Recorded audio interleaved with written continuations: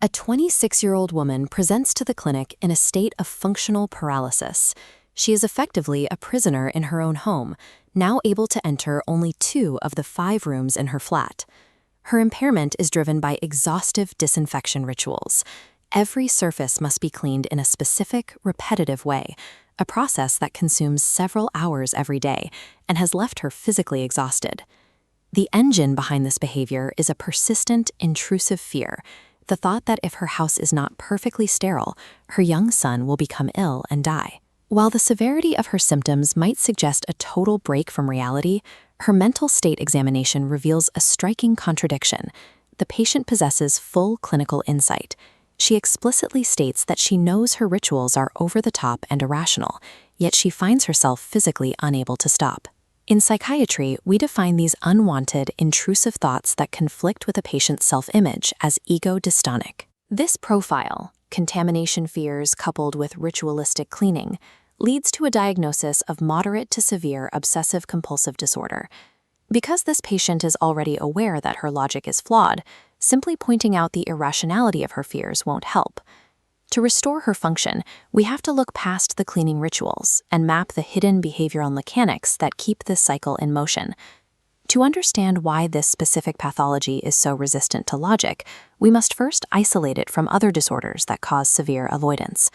We can rule out generalized anxiety disorder because GAD involves broad, shifting worries. It lacks the highly organized ritualistic compulsions that dominate this patient's life. While hoarding disorder also involves restricted living spaces, it is defined by the need to accumulate items. This patient is doing the opposite. She is attempting to purify her space through elimination.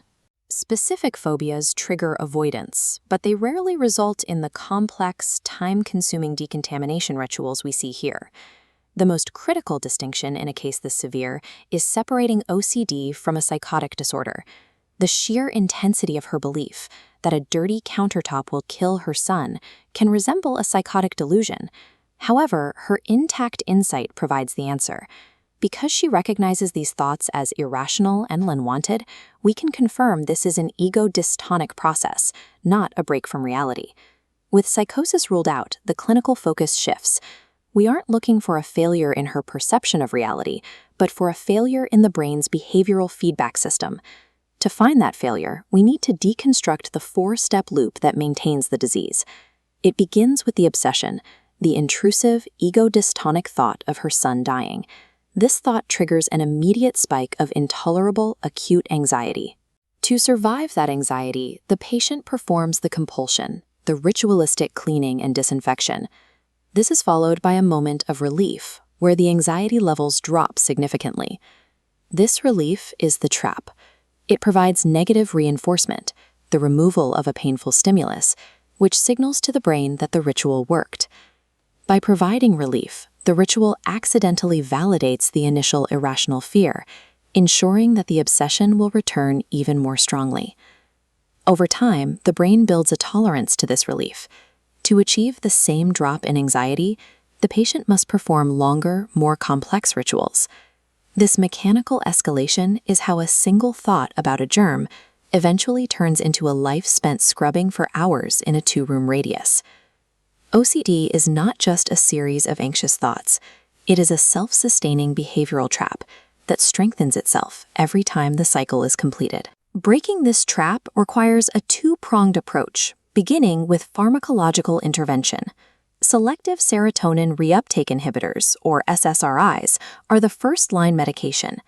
This chart compares standard dosing for depression against the requirements for OCD.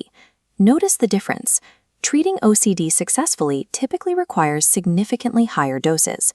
We often target 200 milligrams of sertraline or 80 milligrams of fluoxetine, doses that would be considered very high in a standard depression protocol. If SSRIs are inadequate, we turn to clomipramine, a tricyclic antidepressant with specific FDA approval for OCD. These drugs work by lowering the baseline intensity of the anxiety spike in our loop. But while they make the anxiety more manageable, they don't break the underlying connection between the compulsion and relief. Pharmacology can soften the loop, but it cannot fundamentally dismantle the behavioral mechanism. To dismantle the loop, we use the gold standard of treatment, exposure and response prevention, or ERP. This graph shows how ERP works. In the exposure phase, we intentionally trigger the patient's contamination fear, causing their anxiety to spike into this red, intolerable zone. Then we move to response prevention. We strictly prevent the patient from performing their cleaning ritual. This creates massive psychological pressure. The patient is denied the only escape they've known for over a year. The patient endures the peak until the brain habituates. Anxiety plateaus, then drops naturally without rituals. Compare this smooth decay to the jagged sawtooth pattern of an untreated patient. Artificial drops keep the cycle alive. The smooth ERP curve kills it. By experiencing the spike and the natural drop, the brain finally learns that the trigger is not actually deadly, effectively breaking the negative reinforcement loop. This brings us to a common clinical pitfall: the urge to reassure the patient by telling them, "The germs won't hurt you." In the context of OCD, clinical reassurance is a mistake. It acts as a surrogate compulsion, providing the immediate relief the patient is seeking and instantly resetting the pathological loop. While ERP is difficult to endure, its efficacy is high, with 60 to 80% of patients responding to treatment. Resolving severe OCD requires a clinician to tolerate their patient's acute distress. We don't cure the disorder by soothing the immediate symptom, but by systematically breaking the mechanism that keeps the patient paralyzed.